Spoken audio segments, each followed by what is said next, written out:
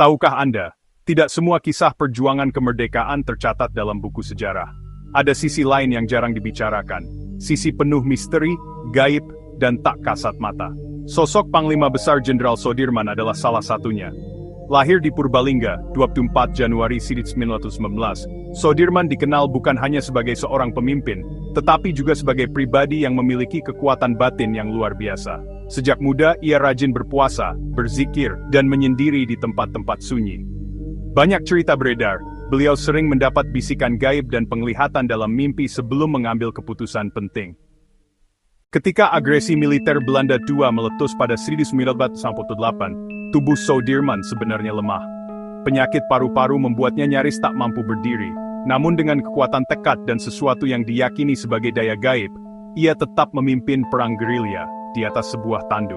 Inilah yang membuat kisahnya menjadi legenda. Bagaimana mungkin seorang yang sakit parah bisa bertahan berbulan-bulan di hutan, menembus kabut, hujan, dan dingin malam, tanpa pernah menyerah? Penduduk desa yang pernah dilalui gerilya Soedirman sering bercerita, mereka melihat barisan pasukan yang jauh lebih banyak dari jumlah sebenarnya. Seolah-olah ada ribuan prajurit bayangan yang ikut berbaris. Para tentara Belanda pun dibuat gentar. Beberapa catatan Belanda menyebut, mereka seperti melihat bayangan gelap yang bergerak di hutan, meski ketika dihitung, jumlah pasukan itu tidak masuk akal. Konon, Jenderal Soedirman memiliki ngelmu atau kekuatan spiritual yang diperoleh dari laku tirakat dan doa-doanya. Diyakini, beliau dilindungi oleh makhluk-makhluk tak kasat mata, entah para leluhur, prajurit gaib, atau pasukan roh penjaga tanah Jawa.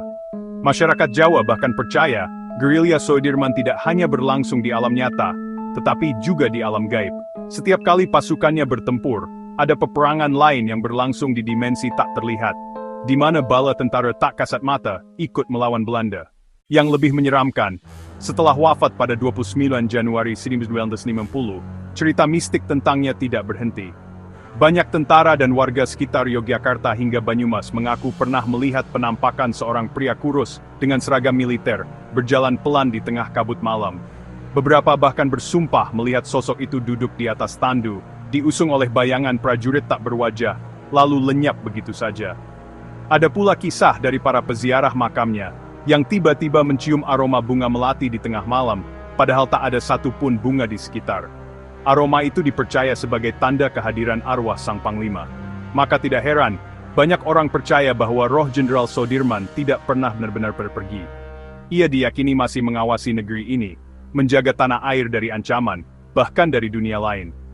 Apakah kisah ini hanya mitos yang lahir dari kekaguman rakyat? Atau memang benar, Panglima Besar Jenderal Soedirman adalah sosok yang tak hanya berjuang di dunia nyata, tapi juga di alam gaib? Hingga kini, misteri itu masih menyelimuti, dan hanya mereka yang berani menyusuri jejak langkahnya di hutan-hutan gelap Jawa, yang mungkin bisa menemukan jawabannya.